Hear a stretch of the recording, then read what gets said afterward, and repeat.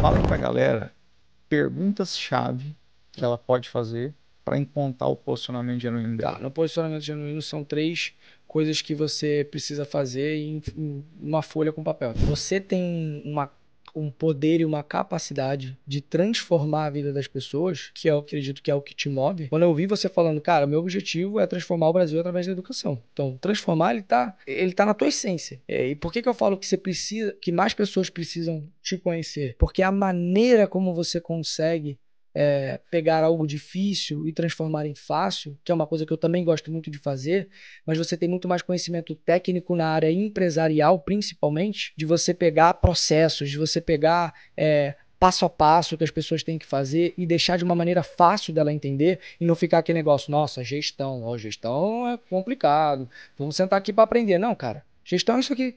Você pega aqui, ó, é só isso aqui, ó, fazer isso aqui, isso aqui, isso aqui. Pega lá o Prius, pronto, já organiza. Então você pega algo que era complexo, que as pessoas não conseguiam nem ouvir, porque elas se perdem no meio do caminho com a linguagem muito difícil. Para quem não consegue se concentrar muito, se perde. Ah, não, isso aqui é muito difícil, vou olhar não. Aí tu pega de maneira fácil, pega aquilo que é difícil, bota de uma maneira fácil, e você também faz muito isso, que é fazer a pessoa falar. Repete comigo, fala, anota. Porque as pessoas, não, eu tô prestando atenção aqui. Tu vai esquecer. Anota, repete, fala.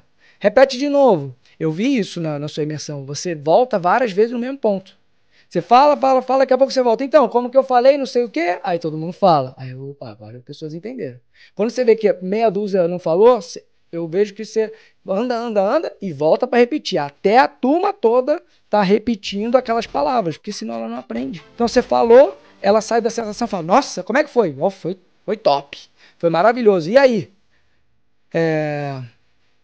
Tem que ver como é que vai ser. Ela não consegue, porque ela não aprendeu. Ela foi lá, escutou, achou legal, puta conhecimento, mas ela não aprendeu o negócio. E eu vejo que o teu objetivo não é você mostrar que você sabe, que eu já vi isso em vários lugares. A pessoa, ela sabe, ela vai lá e mostra que ela sabe. O teu objetivo é fazer as pessoas aprenderem. São coisas diferentes. Porém, você pegar duas pessoas que têm o mesmo conhecimento, se elas não tiverem o mesmo objetivo, não funciona. Um tem o objetivo de mostrar que sabe muito, e ela vende através disso. Você ouve a pessoa, você fala, cara, essa pessoa sabe muito. Eu tenho que fazer um curso com essa pessoa. Eu tenho que comprar esse produto dela. Mas ela não tá se importando em te ensinar. Ela tá se importando em te mostrar que ela é foda. E que ela sabe muito. E tem outras pessoas, como você, que o objetivo dela não é mostrar que ela é foda. Você não tá nem aí pra isso. Você quer que a pessoa saia daqui da tua imersão e aprenda, e execute, e tenha resultado. Esse é o teu objetivo. Ó, você tá vendo aí que o Arthur tem uma capacidade incrível de concatenar as ideias dele. O que eu faço hoje com grandes empresários como o Arthur é justamente isso, é organizar o conhecimento que eles já têm dentro de uma metodologia para que essa metodologia se transforme em programas educacionais, como cursos, imersões, mentorias, e que você possa vender isso e ganhar muito dinheiro com a sua paixão. Um dos principais papéis que você precisa buscar aqui na Terra é monetizar aquilo que você ama. E educação é uma paixão de muita gente. Se você também quer se tornar um mentor de sucesso e vender a sua educação, clica no primeiro link aqui da descrição e conheça o programa Mentor de Sucesso, que eu preparei com muito carinho para você que quer vender o seu conhecimento através dos canais digitais. Clica aí. Sejam bem-vindos a mais um Spacecast, podcast aqui da Space Edu, uma escola de negócios focada em empresários que querem evoluir, mas não tem tempo a perder. E como sempre, eu trago aqui um grande empresário com experiências, histórias, estratégias, para que você tenha nesse vídeo um guia, um passo a passo para também fazer a sua empresa evoluir, crescer e chegar onde você sonha. Estou aqui com Arthur Aguiar. Seja bem-vindo, Arthur. Obrigado, muito obrigado pelo convite. Muito bom. O Arthur é um grande artista, reconhecido aí nacionalmente, internacionalmente, mas hoje o viés que eu quero trazer aqui é um viés que não muita gente conhece, que é o viés de empresário, de empreendedor, de investidor. Hoje ele tem que gerenciar o tempo dele em empresas distintas, ele vai contar um pouquinho sobre a vida dele, como é que ele faz essa gestão, mas foi vencedor do Big Brother, já fez Malhação, já fez Rebelde, então muita gente conhece esse lado dele, canta também, disse que no final hoje vai dar uma palhinha aqui para vocês, mas vamos lá. Como eu conheci o Arthur? Eu conheci o Arthur através de um vídeo e o que me chamou mais atenção nele foi a retórica dele, a capacidade de comunicação dele. Depois eu fui pesquisando e vi que ele era empresário e falei, cara, olha aí, esse empresário é um cara que pode ensinar muita gente. Porque eu tô vendo que ele gosta de ensinar, ele tem repertório, e se é um cara da educação, eu quero estar do lado dele. E a gente se comunicou ali, eu te chamei para a gente conversar, e fiquei muito mais surpreendido que só pelo vídeo. Então, é um grande educador também, a gente vai bater um papo sobre isso hoje. Tá bom, Arthur? Maravilha, obrigado pelas palavras. Muito bom. Então vamos lá, Arthur. Primeiro, conta um pouco da sua história com o empreendedorismo. Tá, Da onde que veio essa vontade sua de empreender, de ter empresa?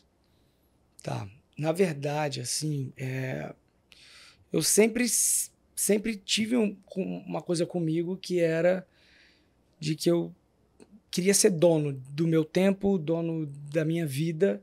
E quando eu estava atuando mais, vamos dizer assim, né? Eu não posso dizer que eu sou ex-ator, porque ator eu vou ser para sempre, mas quando eu estava mais em atividade, vamos colocar dessa forma, eu sempre tive dificuldade com esse lugar de não sou dono do meu tempo, não sou eu que decido, eu tenho que ouvir o que a outra pessoa tem para dizer, e às vezes eu não concordava e eu tinha que seguir porque existe hierarquia e você tem que respeitar. Isso sempre foi uma coisa que me incomodou. Parecia que assim, não batia com a minha personalidade, sabe? Mas enfim, fiquei lá. Quando, um pouco antes de eu entrar no Big Brother, eu já vinha pensando muito sobre isso. Sobre, putz, eu não queria ficar deixando a minha vida na mão de outras pessoas com relação à marca, trabalho. Tipo, eu sempre tinha que esperar a marca, ou esperar o diretor, ou esperar a emissora querer fazer algo, ou eu estar no timing dela para aquele determinado trabalho para ser chamado. E assim, não fazia sentido para mim, porque eu sou o cara que gosta de realizar, gosta de fazer, gosta de ir atrás. Então eu mesmo vou lá e faço, entendeu? E na vida de artista você não tem como fazer isso. Tudo assim, você pode fazer teatro, você pode ir lá montar uma peça, fazer teatro, mas não tem como você montar uma novela e ir lá fazer a novela. Você não tem controle sobre a previsibilidade financeira. De nada. Nem da sua vida quando você está fazendo novela, porque o roteiro sai semanalmente, então você só consegue programar a sua vida a cada semana. Você não consegue programar daqui a um mês, por exemplo. Inviável. E aí, um pouco antes do Big Brother, eu já vinha pensando muito nisso, nessa possibilidade, mas não sabia nem por onde começar, como fazer. Quando eu saí do Big Brother, eu acho que foi o momento que eu mudei muito dentro do Big Brother. O Big Brother foi uma experiência muito marcante para mim, psicologicamente falando. Mudou em que aspecto? A maneira como eu enxergava as coisas. Eu saí de lá muito mais fortalecido, apesar de ter tido momentos complexos ali, né, de muita pressão, mas eu saí me conhecendo muito mais, saí livre de várias prisões, de inseguranças e tudo mais. Então eu saí de lá muito mais confiante. Pô, eu fui lá e ganhei o programa, né? Então, alguma coisa legal teve nessa caminhada, nesse aprendizado. Cara, você ganhou o Big Brother Brasil. Você foi uma das pessoas mais famosas do Brasil, né, cara? Foi naquele momento, sim. E vai lá, 3 lições que você tirou vencendo o Big Brother. 3 lições? Só contar aqui um contexto pessoal. A gente estava num jantar nosso, da confraria de vinho que a gente tem, e aí o Roberto Niashik, um grande amigo meu, dono da editora Gente, né, um dos maiores autores, um dos maiores palestrantes do Brasil, ele falou assim, nossa, Gilberto, eu tinha muito vontade de conhecer aquele rapaz ali, ó, o Arthur, ele venceu o Big Brother, né? Eu falei, você quer que eu chame ele? Você conhece ele? Eu falei, conheço um pouquinho, a gente conversa e tal. Então tá bom. Aí ele te chamou, falou assim, me conta um pouco, como é que era lá na casa, como é que você fez para ganhar, como é que era aquela guerra psicológica. Então ele, como um médico, especialista em comportamento humano, ele queria saber o que você fez de estratégia mental para conseguir vencer aquilo. Então, eu queria que você passasse essas 3 lições, porque eu sei que ali tinham provas, ali tinha conflitos emocionais, ali você tinha que ter autorresponsabilidade, ao mesmo tempo um pensamento coletivo. Então, como é que foi para chegar até a vitória? Assim? Tá. Bom, primeiro, eu tive logo de cara, eu tive o entendimento que o jogo não era com as pessoas, era com o público. né? Então eu comunicava o tempo inteiro todas as minhas atitudes, todas as minhas ações, todos os meus passos eu dividia com o público. Inclusive, quando era num jogo da discórdia, que era uma dinâmica que tinha na segunda-feira, que agora mudou de nome, eu nunca tinha intenção de convencer o outro que estava me acusando de tal coisa ou dizendo que eu era aquilo. Eu não queria convencer ele de que eu não era. Então, pouco me importava a opinião dele sobre mim. O meu tempo de fala eu usava para dividir com o público a minha versão, o que eu acreditava, o meu olhar sobre aquela situação, para que o público decidisse. Então, se ele ia mudar de ideia ou não, para mim não ia fazer diferença. Ia fazer diferença se o público abraçou a minha ideia ou se realmente o que eu estou falando bate com o que o público está assistindo. Então, minha preocupação era muito mais essa, né? Então, eu me apegava muito aos detalhes. Então, eu era muito detalhista, eu memorizava muito as coisas para que eu pudesse dar o máximo de informação para o público para que ele pudesse decidir se aquilo ali que eu estava falando era real ou não. Então, Posso fazer um parênteses aqui? Claro. Minha esposa era muito fã de Rafa Kalimann, uma menina que participou do Big Brother. Né? Daí ela falou, nossa, eu quero assistir o Big Brother e tal, e eu não assistia muito na época. Aí eu falei, tá bom, vamos assistir. Daí eu vi, acho que era o Thiago Leifert na época. Era ele, o apresentador. Né? Daí ele falou assim, gente, vamos agora fazer uma prova aqui, uma coisa diferente, que é o seguinte, todo mundo senta no sofá, e eu quero que você, Babu, era Babu? Você, Babu, vai começar falando assim, eu não gostei quando você, aí vai escolher uma pessoa e vai falar uma situação que você não gostou. Sim. Eu falei, PQP, cara, o Boninho é um gênio. Que não tem coisa que gera mais audiência do que essa discórdia, essa polêmica, essa guerra. Daí eu falei, nossa senhora, prepara a pipoca. É só agora ficar assistindo o povo se mandar e o Ibope subir.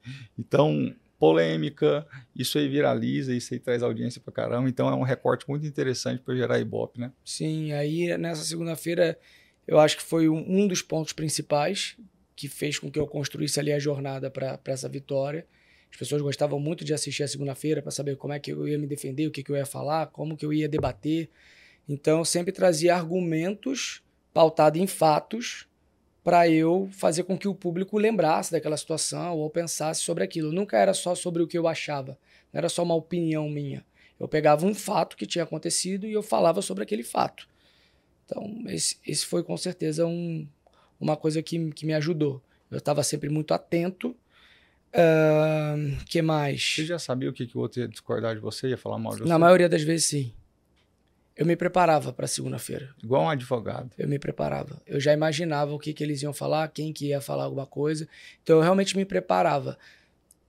Todas as coisas que eu fazia na casa, eu me preparava para fazer. Então, se tinha prova, por exemplo, tinha prova depois da festa, na festa eu ficava mais tranquilo. Não ia me desgastar na prova, na festa, porque eu não sabia como é que ia ser a prova no dia seguinte.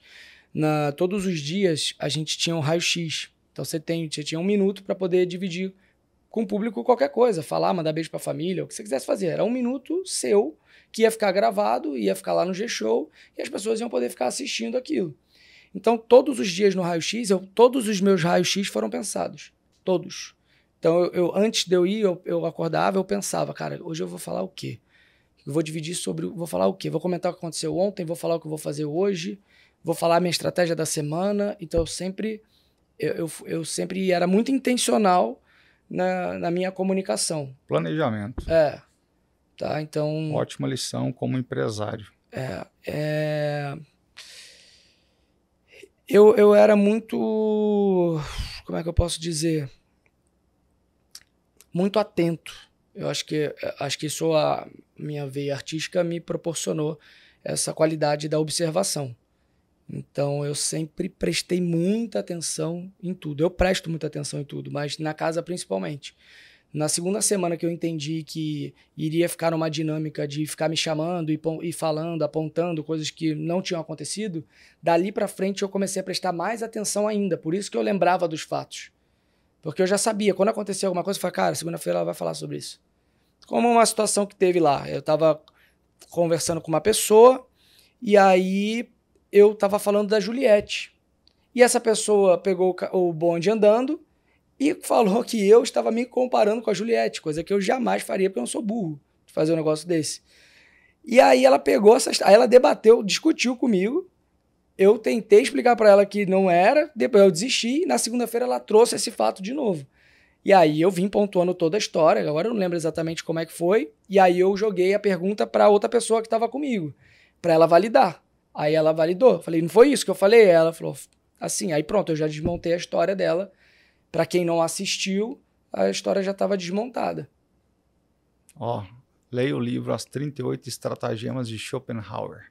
A Arte de Ter Razão. Você já chegou a ler Schopenhauer? Não. Mas isso aí é Schopenhauer. Parabéns. Viu? Contra-argumenta com pergunta, passando a culpa para o outro e se livra. Só que o pessoal faz depois o recorte que quer, né? E posta. Mas como tem o ao vivo, todo mundo sabe como Sim, é que exatamente. aconteceu. Outra coisa. Eu usava muito bem o meu tempo do ao vivo. Então, eu aproveitava cada segundo para eu falar, porque eu entendi desde sempre, eu já assisti ao programa, e eu sempre perguntava, cara, por que as pessoas não usam ao vivo da maneira correta? Porque pensando no programa, o tempo do ao vivo é o maior tempo de tela e de fala com o público que você tem no programa inteiro.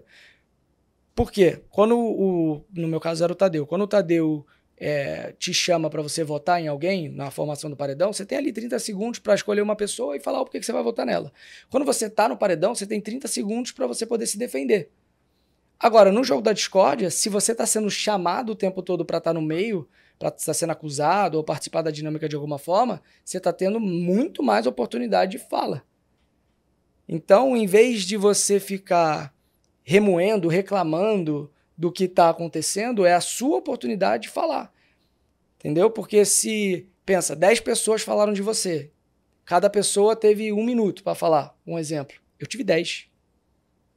Então eu sempre olhei para o outro lado. Tipo, era ruim estar ali? Psicologicamente falando, era, porque, pô, desgasta, né? Toda semana a mesma dinâmica ali de você estar no centro. Mas por outro lado, e eu falei isso no jogo, falei, ó, como ser humano, para mim, a segunda é péssimo. Me faz me sentir mal. Mas como jogador é ótimo, adoro. Se quiser me chamar pode me botar lá no centro. Porque eu pensava diferente. Eu pensava, quanto mais me chamarem, mais fala eu vou ter.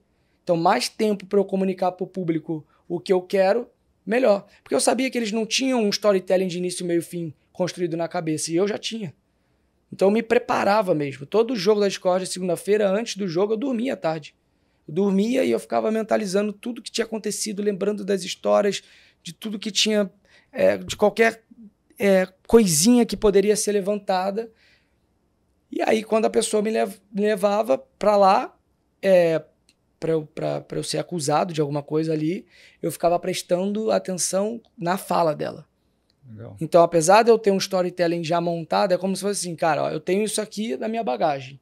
Se eu precisar, eu uso. Se eu não precisar, eu não uso. Tanto que eu nunca, no jogo da Discord, eu nunca fui o primeiro a falar. Eu sempre era o último. Porque eu pensava assim, tá, eu já sei o que eles têm para falar, mas eu só vou falar se eles falarem. Eu não vou levantar uma pauta sem necessidade. Então eu ficava lá. Aí conforme você me chamava para falar de mim, eu ficava prestando atenção em tudo que você estava falando. E aí eu pegava algum ponto que você falou, trazia com o que eu já tinha na bagagem e eu argumentava em cima daquilo, entendeu? Que genial, hein? Ó, eu não ia falar tanto de Big Brother, mas agora você tá me atiçando. Eu Não, quero pode falar desse falar. negócio. Porque é o seguinte, tem um livro, inclusive eu gosto muito, chama Hitmakers, que é o que tem por trás dos grandes sucessos da história, né? Eu li esse livro e fiquei viciado em debriefar sucesso. Daí eu fui pegar Rock Santeiro, que foi uma novela da Rede Globo, que ficou 209 dias líder de audiência, ela tinha 209 episódios. Todo dia ela era líder de audiência. Eu falei, mas por que isso? Aí eu fui estudar o storytelling por trás, né? Então, storytelling é pente, né? Personagem, enredo, narrador, tempo e espaço. Aí fui analisar o arquétipo de cada personagem, como é que o autor pensou na construção daquele personagem. Porque o que é Ibope? Ibope é a audiência é conexão. Então, como é que eu crio arquétipos distintos para conectar com pessoas distintas e criar uma massa de gente e ganhar o coração deles? Como empresário, a gente quer a mesma coisa, a gente quer ganhar o coração das pessoas. Porque primeiro você ganha o cérebro, depois você ganha o coração, depois você ganha o bolso. Você não vai direto no bolso. Se você não tiver nível de consciência, você não ganha a pessoa. Quando você pensa em Kleber Bambam, Alemão, Juliette. Essas 3 pessoas, o que fizeram elas ganharem o Big Brother Brasil? Você consegue lembrar deles e entender, ó, eles fizeram isso aqui, conquistaram o público e por isso eles ganharam? Eu acho que foram situações diferentes. O Big Brother, ele é muito doido isso, porque as pessoas que já ganharam, e eu me coloco nesse mesmo bolo que eu vou falar agora, não ganhariam em qualquer ano. Não ganhariam em qualquer situação. Porque o Big Brother tem muito a ver com o que está acontecendo naquele momento. No Brasil, por exemplo. Qual é a pauta que está sendo falada? Entendi. Tem muito a ver. Assim, ao meu ver, é uma opinião minha. Eu não acho que um Big Brother como foi o do Alemão, no nível que foi, ele ganharia hoje. Se fosse hoje, no dia de hoje. Concordo. Entendeu? Então não é porque ele ganhou que vai ganhar sempre. Não é porque eu ganhei que qualquer ano eu ganharia. Talvez se eu tivesse no do Alemão, eu não ganharia. Ganharia ele mesmo, como ele ganhou, de fato. Era o que tinha mais a ver com o que acontecia no Brasil naquele momento, do que as pessoas gostavam de assistir. Mudou muito, né? A cabeça das pessoas mudou bastante. Tem um Então, filme do Tom Hanks chamado Náufrago. Adoro esse filme. Geralmente uma boa história é uma história de guerra entre 2 pessoas, né? Uma história de contravenção, de traição. Só que no Náufrago você tinha um cara numa ilha sozinho. Só que ele tinha uma bola. Tinha um nome, inclusive, que era o Wilson. E, enfim, isso aí é quando as marcas são inseridas no storytelling. O Kleber Bambam, ele criou também uma vassourinha lá, que ele deu o nome, né? Helena, não sei como é que chamava. Não, é... Helena já é demais, que isso é do Manuel Carlos. Não. Caraca. É Maria Eugênia. Ei, Gabriel. Tá vendo? Um bom jornalista, né? Maria Eugênia. Muito bom. E aí tem gente que fala assim, não, foi a Maria Eugênia que fez ele ganhar. E aí não era a relação dele com as outras pessoas, foi ele com a Maria Eugênia, foi uma coisa diferente que ele fez, foi um storytelling que ele criou. Isso aí você acha que interferiu para ele ganhar mesmo? Eu acho que foi uma coisa que ajudou. Acho que ele, querendo ou não, ele criou o próprio enredo dele. Tinha o enredo do programa e tinha o dele. E as pessoas gostaram, compraram a ideia dele estar ali interagindo com aquela boneca de lata, né? E a Juliette? Cara, a Juliette, o Big Brother dela foi um Big Brother, pelo menos o primeiro mês foi um mês muito pesado, assim, muito sinistro, em todos os sentidos. Eu acho que a galera perdeu muito a mão ali naquele... Acho que vinha de pandemia, acho que estava todo mundo muito, muito zoado psicologicamente falando. E aí eles entraram ali na casa muito bagunçados, assim. Eu não acho que todo mundo que estava lá estava na sua plenitude psicologicamente falando, não acho. Eu acho que isso interferiu bastante em como as pessoas agiram naquele primeiro mês, que foi um mês assim insano. Foi muito, muito pesado para quem assistia, inclusive. E ali a Juliette, ela se apropriou de um enredo, e que era ela mesma um enredo, então ela nem precisou criar, era de fato o que estava acontecendo, é que ela era uma mulher nordestina e que, de certa forma, estava sendo muito atacada, estava sendo muito apontada, estava sendo muito... batiam muito nela. E ela não estava fazendo nada para isso acontecer, né? E o público, ele abraça muito. O público não gosta disso. Ele não gosta que vá todo mundo contra uma pessoa. Isso, historicamente, em reality, isso já é uma coisa normal. E que eu não entendo como as pessoas entram pro reality já sabendo disso e caem nessa besteira, assim, de pegar uma pessoa e ficar batendo. Não faz sentido nenhum. Então o público não gosta disso. Ele não gosta de injustiça, ele não gosta de covardia, entendeu? Então a Juliette, com o jeito dela, a maneira como ela se conectava ali com Deus, como ela conversava, que ela cantava, que ela ia lá pro gramado. Então ela foi criando ali as conexões, né, necessárias com as pessoas. Era uma pessoa comum, que não era artista, né? E tava no segundo programa, segundo Big Brother que tinha artista. Então acho que ela tava representando muita gente. As pessoas conseguiam se enxergar nela. Representatividade. Eu acho que... e também era uma pauta muito forte no Brasil, acho. Estava acontecendo. Ó, e uma pergunta, então, baseado nisso. Agora, já entrando no campo empresarial.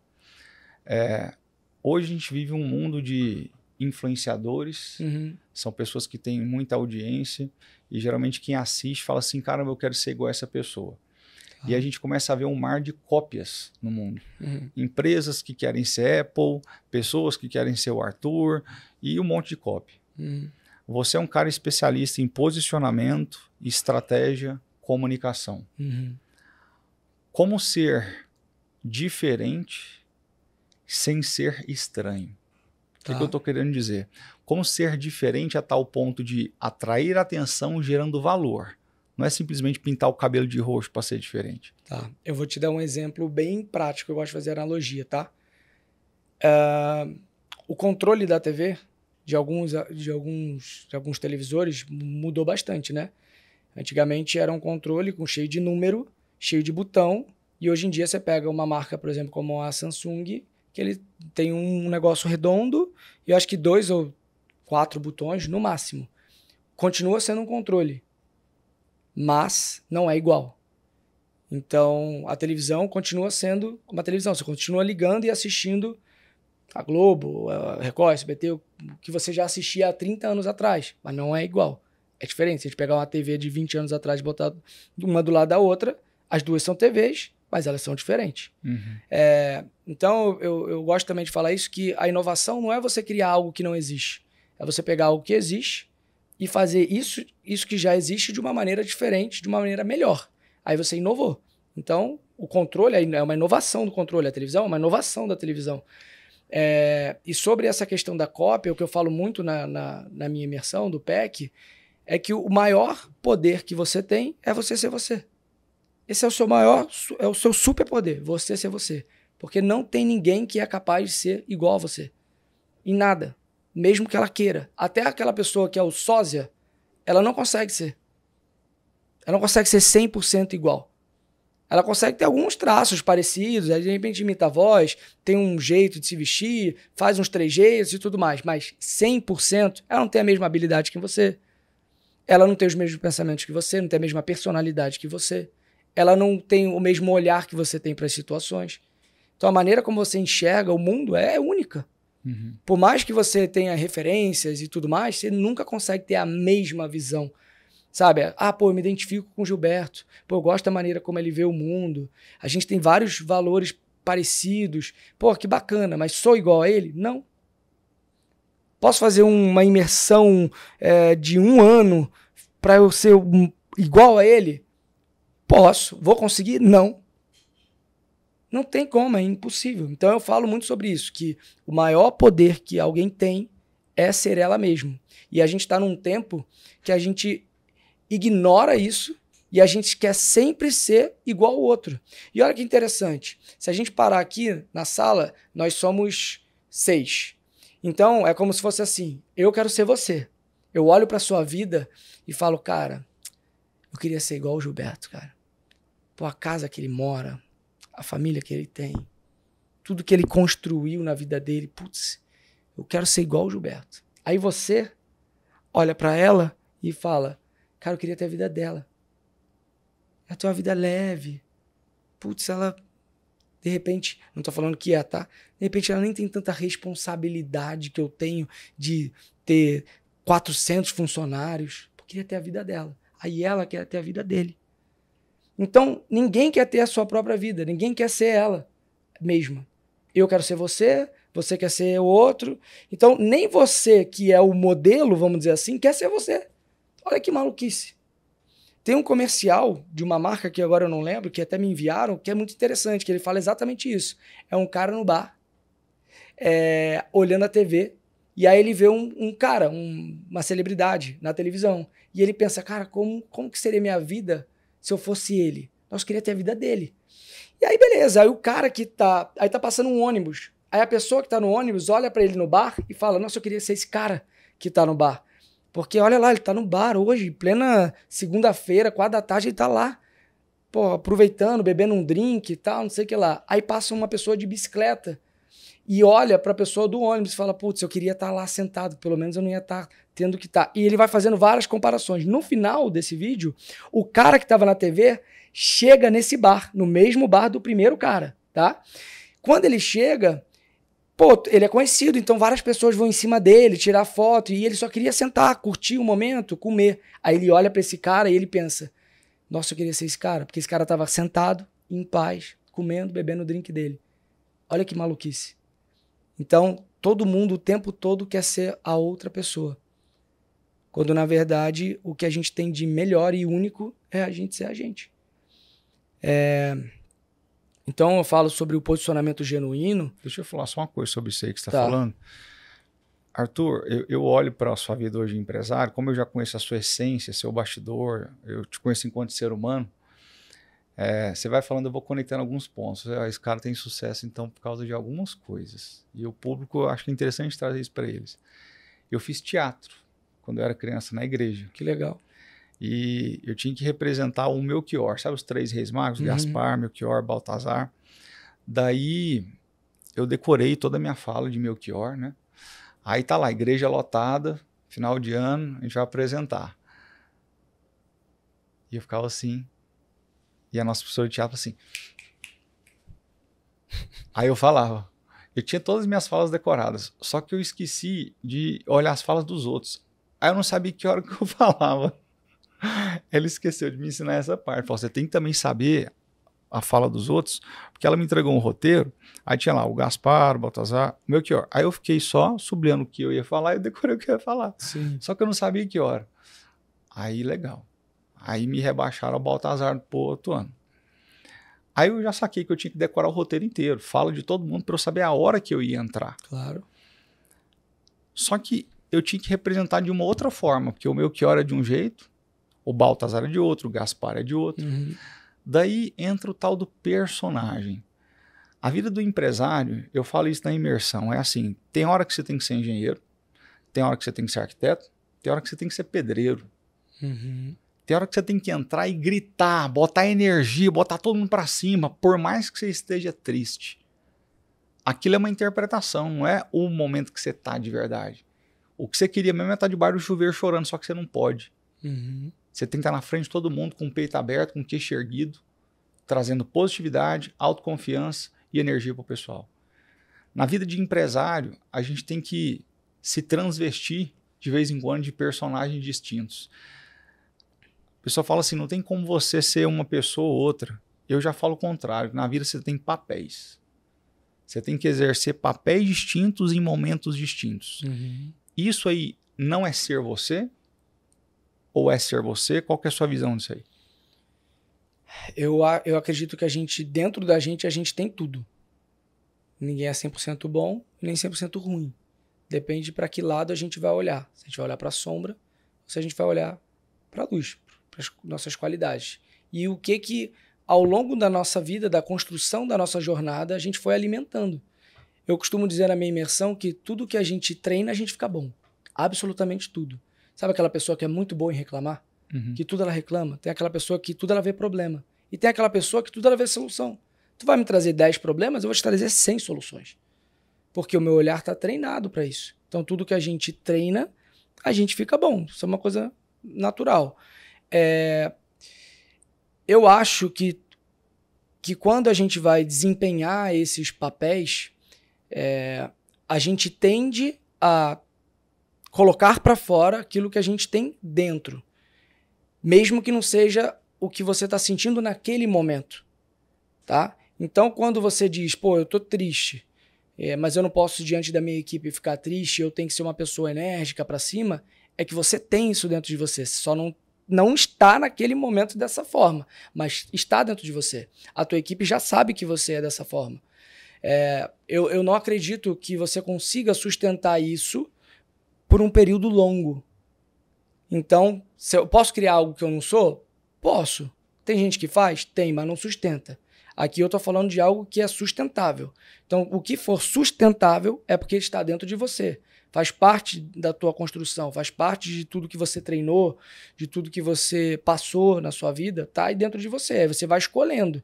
Por isso que eu falo, quanto mais você se observar, mais você tem consciência das ferramentas que você tem para que na hora que você precise, você utilize aquela que você já tem. Agora, se você não se percebe, se você não faz um mergulho interno, quando acontecem as situações, você não sabe. E agora, eu faço o quê? Uso o quê? Não tem repertório, não tem ferramenta para usar. Então, quanto mais você prestar atenção em você, mais você vai saber agir em diferentes situações. Senão você vai estar sempre com a calça riada, sem saber o que fazer. Isso, agora eu não sei o que fazer. Ixi, agora como é que eu vou agir? Nossa, preciso de alguém para me falar. Por quê? Porque enquanto ela estava bem, ou enquanto ela estava crescendo, ela não foi pensando e como ela se sentia. Trazendo um pouco para o lado do ator, o ator, ele... o que faz um ator ser muito bom, na minha opinião? Primeiro, ele ser um cara extremamente observador. Com ele, inclusive. Por quê? As pessoas perguntavam assim pra mim, é difícil fazer uma cena de choro? Eu falava, não. Como não, cara? Vai chorar. Eu falava, não, pelo seguinte. Primeiro, o choro, a lágrima, ela é uma consequência de algo que aconteceu, de uma construção. Ninguém fala, gravando, começa a chorar. Não, aconteceu alguma coisa. O que aconteceu? Outra coisa, quando você chora, porque você chora na sua vida, você fica triste, é o ser humano. Quando você chora, como o seu corpo fica no momento que você chora? Como a sua respiração fica no momento que você chora? Quando você chora, você tem vontade de fazer o quê? Quando você entende isso, você pega isso, acopla no seu personagem, porque lembra, o personagem é você pegar características que não tem a ver com você, às vezes o personagem tem a ver, mas vamos supor que seja um personagem que não tem nada a ver com você. Você pega essas características para que você coloque para fora e o público se identifique ou enxergue aquilo, porém, você é você. Então, se você tem que rir, você vai rir. Se você tem que chorar, você vai chorar. Mas como que você vai chorar? Como que você chora na sua vida? Qual a posição que você fica? Você traz essa memória pro teu corpo. Porque quando você tá triste... Eu não conheço ninguém que tá triste que se abre assim, fica assim. Todo mundo que tá triste faz o quê? Se encolhe, fica mais assim. Então, essa é a maneira como o corpo fica. É natural isso, né? Então, quando você vai fazer uma cena, se você observar a maneira que você respira quando você fica triste, a maneira como você se coloca o seu corpo, se você entrar nessa posição, o teu cérebro já entende. Então, você já enviou um comando pro seu cérebro. Cara, não tá legal isso aqui. E outra, a atuação não é só eu decorar o texto, é eu saber o que eu vou falar, saber o que você também vai falar, o que aquela cena, qual é a finalidade daquela cena. Aquela cena tem um objetivo. Qual é o objetivo? Nós dois juntos, se for uma cena eu e você, nós temos que juntos chegar naquele objetivo. Eu não posso chegar naquele objetivo sozinho, nem você. Então nós juntos temos que criar uma solução para a resolução daquela cena. Para que isso aconteça, eu preciso te ouvir. Porque se eu decorar a minha fala do jeito que eu acho que tem que ser, vai ficar uma conversa de maluco. Porque dependendo da maneira que você me responder, eu tenho que te devolver. Então eu não posso só falar assim, eu vou falar dessa forma. Independente do que o Gilberto falar, eu vou falar dessa forma. Não vai ter match. Sabe cena que você vê que você fala, a cena meio... Não acontece, parece que cada um tá falando uma coisa, é porque eles não se conectaram para poder transformar aquela cena em algo real, em algo que realmente os dois caminharam juntos para chegar naquele objetivo da cena. Tem cena que não consegue alcançar o objetivo e não alcança por isso. Então, assim, eu tenho que te escutar, porque dependendo da maneira como você fala, aquilo bate em mim de uma maneira diferente. Legal, genial isso. Você usa isso na sua vida de líder? Uso. Você usou isso no Big Brother? Usei. Legal. Ó, o que ele falou aqui é uma das coisas mais importantes e mais profundas do entendimento do ser humano, Arthur. Isso aqui é um quarteto fantástico que a gente tem com um sistema operacional, igual o iPhone tem, igual o Samsung tem, o Android. Que é assim, ó, estímulo, pensamento, sentimento, comportamento. Comportamento é a ação. Então, o estímulo é, eu te critico. Isso constrói um pensamento em você. Nossa, ele realmente está certo. Eu sou péssimo. Eu sou uma lástima. Eu sou horrível. E esse pensamento gera instantaneamente, a bioquímica, isso um sentimento. Então, seus níveis de serotonina começam a baixar, seus níveis de dopamina começam a baixar, seus níveis de adrenalina, noradrenalina, cortisol começam a aumentar. E isso tudo cria uma sensação negativa que gera um comportamento. Qual o comportamento? Eu vou correr para o quarto chorar. Eu vou correr para o banheiro ficar sozinho. Agora, o comportamento tem uma engenharia reversa também. Se você está na frente do espelho, ergue sua postura, bota o peito à frente, abre o sorriso e fala, eu sou foda! Eu sou foda! Parece papo de coach, mas não é coach, isso é bioquímica. Eu sou professor de química, você sabe que eu sou formado em química, então eu estudei isso. Quando você molda o seu comportamento, bota as duas plantas do pé no chão, ergue o peito, queixão para cima e começa a gritar, eu sou foda, comportamento, ele vai fazendo engenharia reversa. Ele gera um sentimento, você de repente começa a ficar autoconfiante, você começa a ficar alegre, começa a ficar feliz. Isso gera pensamentos positivos. Então quer dizer que vai, estímulo, gera lá na ponta o comportamento, mas se você mudar o comportamento, você vai fazendo engenharia reversa. Claro. Então isso é uma vida também de ator. Eu posso primeiro começar a ter um comportamento assim, ó, ficando assim, de repente você vai ficando triste. Aí o choro vem como consequência. Exato. Então, primeiro eu moldo minha postura, minha ação, meu comportamento. Isso vai construindo o sentimento que eu quero. E por isso que eu te perguntei se isso você utiliza na sua vida de empresário. Porque a gente, como empresário, uma das principais capacidades que a gente tem que ter, comunicação, adaptação e aprendizagem. A adaptação, Arthur, para mim é uma das capacidades mais nobres de um empresário. É uma montanha-russa. Tem dia que está tudo bem, tem dia que uma pessoa pede para sair, tem dia que o lucro não é igual ao dia anterior, tem dia que surge um concorrente que faz uma inovação que você fala, cara, me lasquei. Então, ter essa capacidade de sempre se reinventar, e reinventar não é criar algo novo, ótimo ângulo que você trouxe, é criar algo melhor. Inovação é isso, né? Você tem uma imersão, você é um educador, você ensina posicionamento, estratégia e comunicação. Tudo que o empresário precisa. Eu queria entender sua visão sobre posicionamento. Tá. Tem muita gente por aí que fala que posicionamento... você quer ter um posicionamento de grande empresário? Então vou botar uma gola alta aqui em você, vou tirar umas fotos suas com um arquétipo de governante, daí você vai utilizar isso aí daqui para frente. Daí o cara vai lá, posta essa foto tal, e depois o cara não posta mais nada no Instagram. Eu falei, eita, não está gerando conteúdo por quê? Incongruência com a vida dele, do dia a dia, ele não consegue sustentar. Sim. Possível. Eu costumo dizer que... Por que eu chamo de posicionamento genuíno, tá? Por que é posicionamento genuíno? Porque eu acredito muito que as pessoas se conectam com verdade. Seja ela qual for a verdade. Mas se for verdade, as pessoas se conectam com isso. Então eu não acredito que uma pessoa tem que ser... que ela tem que ter um estereótipo para as pessoas admirarem e tudo mais. O que eu acredito é que ela tem que ser de verdade. Legal. Eu conheci seu método a fundo. Uhum.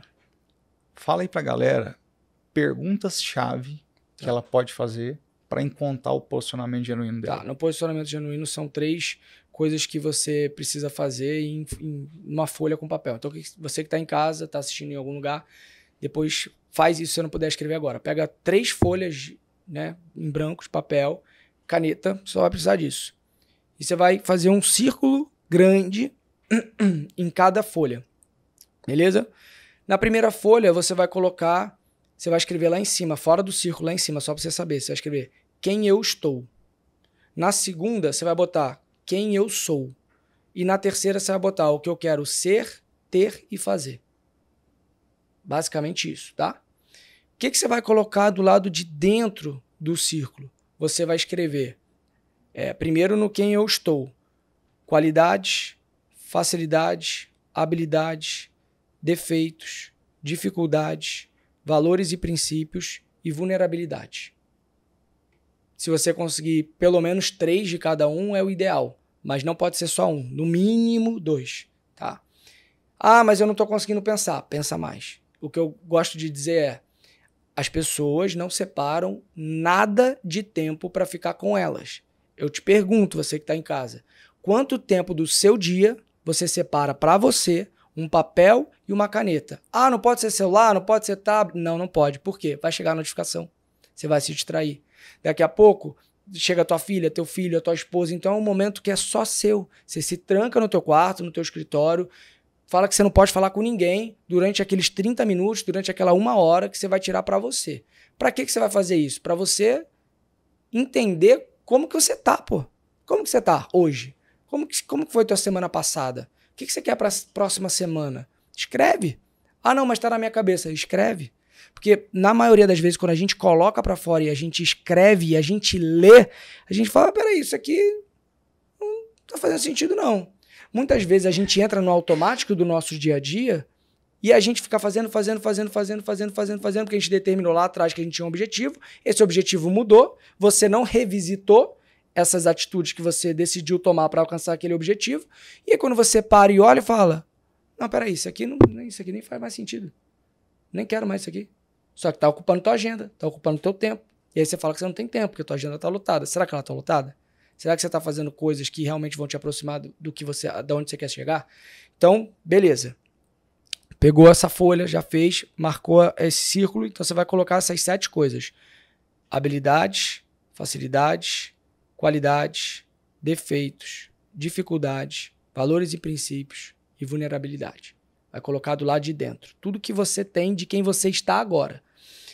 Provavelmente acontece isso quando você está escrevendo quem você está agora, você lembra de algo que você era bom e que você hoje não está mais fazendo. Ou que você tinha facilidade e que hoje você não está mais. Acontece muito. Aí o que você vai fazer para você não esquecer? Você pega a folha do lado, no quem eu sou, e coloca lá. Porque não é quem você está, mas é quem você é. Então você tem isso dentro de você. Você só no momento não está fazendo isso. Então você bota lá. Então se for lembrando, você vai botar na outra folha. Botou lá, volta para a primeira folha. Colocou essas 7 coisas ali dentro do círculo, agora você vai do lado de fora, você vai colocar tudo que você não dá conta. Cara, hoje, o que você não dá conta hoje? Ah, eu não dou conta de ficar bajulando as pessoas. Eu não dou conta de mentira. Eu não dou conta de... Você vai colocar coisas que você não dá conta do lado de fora desse círculo. Beleza, acabou a primeira folha. Fomos para a segunda folha, do quem eu sou. Agora você vai fazer uma regressão. Você vai voltar 5 anos, a gente vai voltar de 5 em 5. E quando você voltar nos primeiros 5 anos, eu quero que você pense, você lembre como que você era há 5 anos atrás. Qual foi o... Eu quero que você fale 2 coisas. Uma coisa positiva que aconteceu na sua vida. Você pense nesse fato. Cara, aconteceu um negócio há 5 anos atrás que foi muito marcante para mim positivamente. Como você estava se sentindo? O que você acreditava? O que você tinha facilidade? Como que você agia? Eu quero que você coloque isso dentro do papel. E eu quero que também você coloque um ponto muito negativo. Uma coisa que aconteceu que te deixou para baixo. Como que você estava? Qual que é o objetivo disso? O quem eu sou, ele não muda de acordo com uma coisa positiva e negativa. Você continua sendo aquilo. As coisas que mudam com o positivo ou com o negativo não faz parte de quem você é. É algo externo que está acoplado a você naquele momento. Concorda que quando você independente se você está muito bem ou você está muito mal, você continua sendo aquilo? Sim, isso aí eu chamo de identidade e perfil. Pronto. O Paulo Vieira chegou em mim um dia, eu te contei essa história, né? Porque você sabe que eu sou bem quietinho, né? Na vida real, mas no palco eu sou mais agitado e tal. Aí o Paulo Vieira falou assim, Gilberto, eu não entendo, quem você é no DISC? Ah, isso você falou já. DISC é para saber se a pessoa é mais comunicador, executor, planejador, analista. Eu falei, amigo, eu sou quem eu precisar ser. Uhum. Então, mas isso é perfil. O perfil ele pode mudar. Agora a identidade... É uma só. E aí tá, beleza. Aí você vai fazer a mesma coisa. Vai pegar aqueles 7 que eu já falei e vai colocar dentro do círculo que funciona para você e o que não funciona do lado de fora. E você vai voltando de 5 em 5 anos. Qual é o objetivo de voltar de 5 em 5 anos? Eu preciso entender em que momento você saiu, desplugou de quem você era, de quem você nasceu para ser. Que aconteceu alguma coisa na sua vida, em algum momento, que você foi para um outro lado e você deixou de ser aquilo. Então eu preciso ir na raiz para saber assim, ó, eu sou assim. Esse é quem eu sou. O quem eu estou é a transformação que foi acontecendo ao longo da minha jornada de coisas que foram acontecendo na minha vida e foram me levando para esse lado. E que não é quem eu sou. E aí eu preciso fazer esse caminho de volta. Só que para fazer o caminho de volta, eu preciso entender quem eu estou e quem eu sou. E na terceira folha, eu preciso que você coloque o que você quer ser, o que você quer ter e o que você quer fazer. Essas 3 coisas. Arthur, por que eu vou fazer essas 3 folhas? Porque quando você olhar as 3 folhas, você vai entender se quem você está alinhado com o que você quer ser, ter e fazer. Exemplo. Coloquei lá no quem eu estou. Eu sou um cara que não cuido da minha saúde, tenho dificuldade de cuidar da minha saúde. Eu sou um cara que sou desorganizado. Eu sou um cara que não estudo, não gosto de estudar, não gosto de ler. Só quero saber de balada. Coloquei lá no quem eu estou dessa forma. E no que eu quero ser, ter e fazer, eu coloquei lá que eu quero ter uma família, que eu quero ter 2 filhos, que eu quero, através da educação, fazer com que as pessoas aprendam como elas devem se comunicar. Eu quero ser uma pessoa organizada, eu quero ser uma pessoa honesta, eu quero ser uma pessoa correta, eu quero ser mais confiante. Então eu botei lá. Quando eu pego as 2 folhas e olho para as 2, não tem como. Aí você só tem 2 opções. Ou você muda o teu objetivo e fala, realmente, aqui esse objetivo eu não vou conseguir alcançar. Então eu vou mudar. Ou você muda quem você está. Só tem essas 2 opções. Porque quem você está jamais vai te levar para o que você quer ser, ter e fazer. E esse é o grande problema das pessoas. As pessoas falam, cara, eu tento de tudo e não acontece. Nossa, eu estou há anos tentando e nada vai. Nossa, parece que a minha vida não anda. Provavelmente é porque quem ela está totalmente desalinhado com o que ela projetou que ela queria ser, ter e fazer. Então isso precisa estar muito alinhado. Como que você alinha? Escrevendo. Não adianta você ficar na tua cabeça pensando. Você precisa botar para fora. Mas eu vou conseguir fazer isso rápido? Não. Vai demorar. Você vai pegar a tua folha lá e tu vai ficar lá até você espremer o último. Assim, quando você falar assim, eu não tô lembrando de mais nada, fica mais tempo em frente à folha, porque vai vir alguma coisa que está escondida para você colocar no papel. Então, quando você coloca no papel e você lê, aquilo funciona quase como um guia para você, inclusive para você tomar suas decisões. Surgiu um negócio para mim, vamos supor lá que em quem eu sou e quem eu estou, eu coloquei que eu sou uma pessoa que, cara, não gosta de desorganização, tenho muita dificuldade de ficar tendo que bajular as outras pessoas, não dou conta disso. Aí você chega pra mim com um negócio, fala, Arthur, tô com um negócio aqui, cara, que ele é incrível, é um negócio de bilhões. Só que tem um cara que vai estar junto com a gente, que esse cara você vai ter que ter um jeitinho, vai ter que ficar ali amaciando o ego dele, ele é um cara desorganizado, mas deixa comigo que eu vou tocar o negócio. Aí tu olha pra tua folha, tu fala assim, cara, não dá. Distração. Aí você fala, sério, Arthur, que tu não vai pegar um negócio de bilhões, cara, tu vai ficar bilionário. Não dá. Sabe por quê? Porque eu não vou dar conta. Eu vou começar e aquilo aí eu não vou conseguir sustentar. Vai me fazer mal. Porque eu vou sair, eu vou ter que virar outra coisa. Aí eu tô dando um sim pro cara e um não pra mim. Por isso que as pessoas, quando elas estão em depressão, uma das coisas, né, que levam a pessoa a estar em depressão é você se distanciar cada vez mais de quem você é. Quando você fica muito distante de quem você é, você fica totalmente perdido. E isso, obviamente, te deixa triste. Você começa a fazer coisas que você nem sabe o porquê que você está fazendo. Ou você tomou atitudes lá atrás que as pessoas decidiram por você e você aceitou. Ou seja, você entregou tua vida na mão dessas pessoas, as pessoas falaram pra você, cara, você tem que fazer isso. Você tem que fazer aquilo. Você tem que estudar isso. E você foi indo. Só que não era o que você queria. Legal. E aí lá na frente você olha e você fala, cara, o que eu fiz com a minha vida? Não era nada disso que eu queria viver. Então... Só um adendo aqui, vocês estão vendo que o Arthur ele tem um pensamento analítico, pragmático, metódico muito grande. Isso foi o que me fascinou nele. Então ele não fala coisas superficiais, ele aprofunda, ele mergulha, e é quase como você estudar Lacan. Isso aqui é um processo de autoanálise muito profundo. E, Arthur, tem uma coisa muito importante que você falou. Lá em Provérbios 29, 18, fala assim, um homem sem visão é um homem sem futuro. Uhum. Quando a gente projeta uma visão, que isso tudo que você falou do ser, ter e fazer vai encaixar agora na próxima etapa do método, que é a estratégia, né? Você agora precisa da estratégia de como chegar lá. Mas quando a gente tem uma visão de onde a gente quer chegar, e isso pode demorar 10 anos, eu com 14 anos projetei que eu queria ser um dono de escola. Eu projetei que eu queria montar a minha escola com 33 anos. Eu acabei montando com 23. Por que eu era um dono de escola tão novo? Porque eu comecei a projetar isso com 14. Demorou quase 10 anos para ter.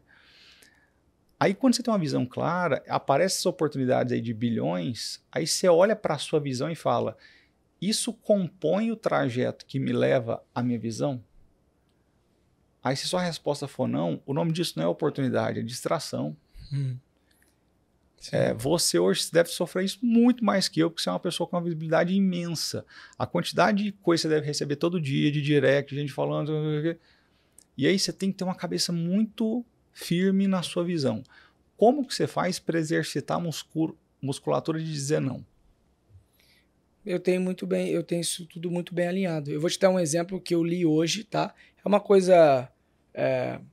não vou falar que é uma coisa boba, porque envolve a decisão da outra pessoa. Mas eu digo assim, é uma coisa mais do dia a dia, tá?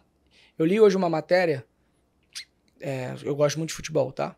E, enfim, o Brasil perdeu para a Argentina, e o Dorival pode ser que saia do cargo e tudo mais.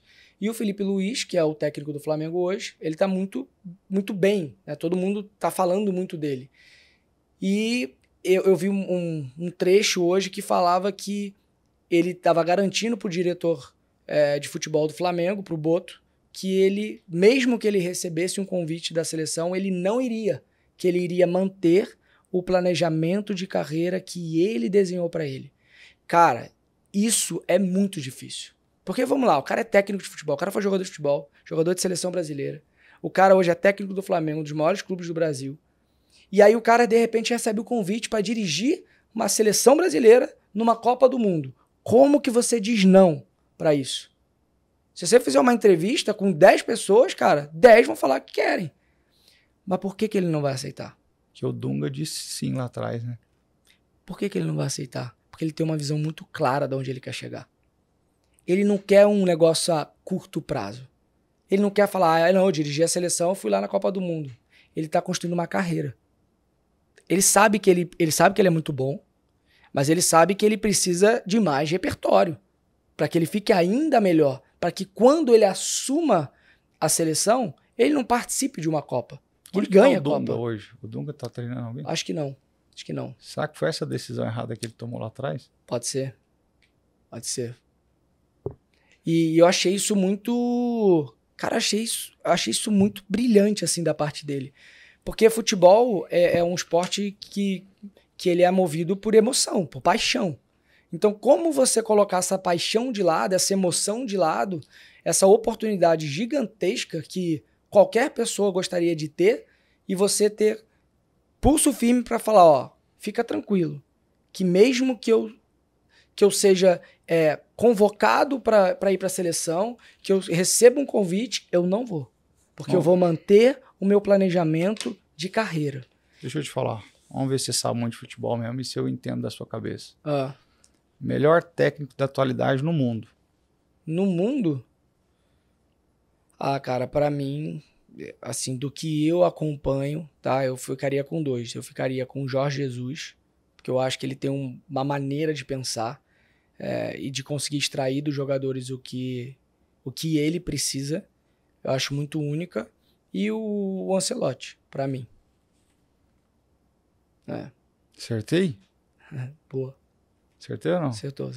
O Ancelotti. E o Brasil tá querendo ele agora, na seleção. Eu não acho que ele sai. Ele não vem pra seleção? Não acho. Eu acho muito mais fácil o Jorge Jesus vir do que ele.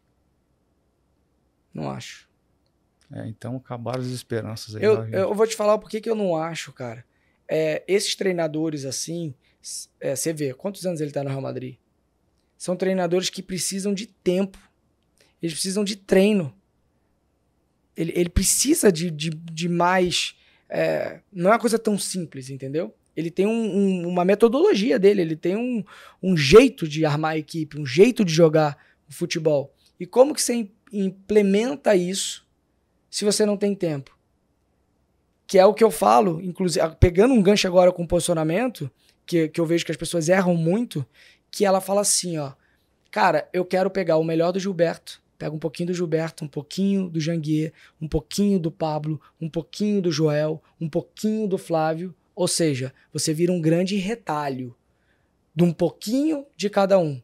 O que hoje é a seleção brasileira? Um retalho. Você pega jogadores aleatórios ali, botam no mesmo grupo, não tem tempo para treinar, não tem tempo para se entrosar, não tem tempo para se desenvolver, não consegue apresentar. Aí você fala, pô, mas o Vinícius Júnior no Real Madrid come a bola. Sim, ele treina todos os dias, naquele esquema tático, daquela metodologia com aqueles jogadores. Quando ele vai para a seleção, são outros jogadores, outros pensamentos, tudo. Não tem como ele fazer exatamente a mesma coisa. Aí você vai falar, mas antigamente os jogadores jogavam. Cara, antigamente o nível técnico dos jogadores era outro. O futebol mudou muito. Hoje em dia, o futebol, você precisa cumprir ali as funções dentro de campo que é melhor para o time e não para ele. Antigamente a gente montava o time em função do cara. Hoje em dia não se monta mais o time. Dificilmente você monta o time em cima de alguém. Você monta um esquema tático que o cara tem que defender a posição, o cara tem que fazer aquilo, o cara, se for, não pode...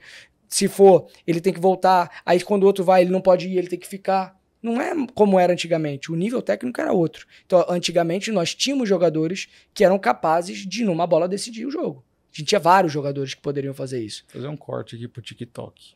Tem que responder de bate e pronto, tá? Tá. Vinícius Júnior ou Haaland? Pô, são posições totalmente diferentes, pô. Tem que ser bate e pronto. Não, mas essa é porque não tem como comparar. O Vinícius Júnior, ele é um ponta, né? O Haaland, ele é um centroavante. Mas quem que faz gol lá no Real Madrid? Quem mais faz gol? O Vinícius Júnior faz bastante gol também. Mas o Haaland faz mais gol que ele. Então, Vinícius Júnior ou Haaland? Como goleador? Não, eu fico com o Vinícius Júnior. Vinícius Júnior ou Ronaldo Fenômeno? Ronaldo? Ronaldo Fenômeno ou Ronaldinho Gaúcho? Porra, difícil, hein? Ronaldo. Ronaldo ou Romário? Pô, agora tu mexeu no meu lado fã, cara. Sou muito fã do Romário. Romário.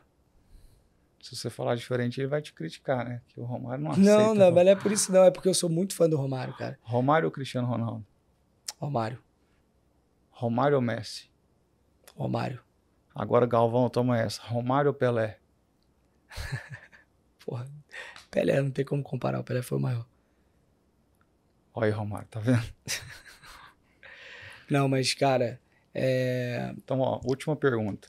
Esse cara é o que você falou. Tá. Agora vamos entrar em estratégia. Pra gente já partir pro final do nosso podcast. Esse cara aqui. Lê o nome dele aí. Guardiola. Pep Guardiola. Quem que é melhor em estratégia? O Ancelotti ou o Pep Guardiola? Historicamente, hoje? Sei. Historicamente, eu acho que é o Guardiola. Legal. Ele foi um cara que sempre esteve à frente, né? Ele sempre teve uma visão diferente do todo.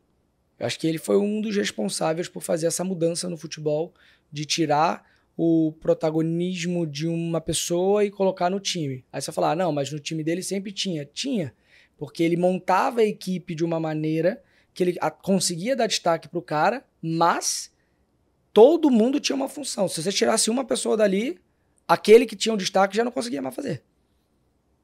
Então não era tipo, pode trocar todo mundo menos esse. Pode tirar todo mundo e deixa o Messi. Não.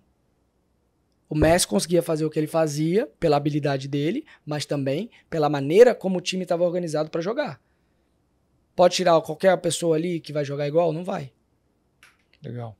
Essa estratégia, quando depois que você tem um ser, ter e fazer do posicionamento, o que é a estratégia? Tá. Só para fechar o negócio do posicionamento. Arthur, por que você fez eu fazer 3 folhas? Porque eu preciso que você enxergue quem você está, quem você é e o que você quer ser, ter e fazer, porque a gente tem que chegar aqui num acordo. O acordo é, isso tem que estar alinhado. Se isso não estiver alinhado, você não tem um posicionamento. Então, o posicionamento genuíno é quando você descobre de fato o que você é, e esse que você é, você alinha com o que você quer ser, ter e fazer. Ele tem que estar alinhado de alguma forma. E aí você tem que, quando você descobre ali, você vai botar o que você tem que regar. O que é que você tem que regar? É aquilo que você já tem e você vai continuar regando para que ele cresça cada vez mais. O que você precisa resgatar, que é aquilo que você já tem em quem você é, mas não está em quem você está, ou seja, está dentro de você, está em algum lugar, vamos resgatar? A gente resgata isso. O que você precisa potencializar, que é aquilo que está tanto no quem você está e quem você é, ou seja, já é a tua potência, então olha para isso, dê mais luz para isso, porque é isso que te faz, que é o teu poder, o teu lugar de potência, e o que você precisa construir. Aquilo que você não está nem no quem você é e nem no quem você está, mas para você chegar no que você quer ser, ter e fazer, você vai precisar construir. Mas está alinhado com teus princípios, valores e tudo mais. Beleza.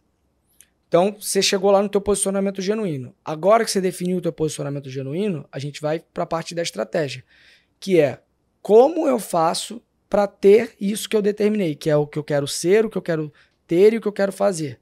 As pessoas acham que elas precisam sempre olhar para fora.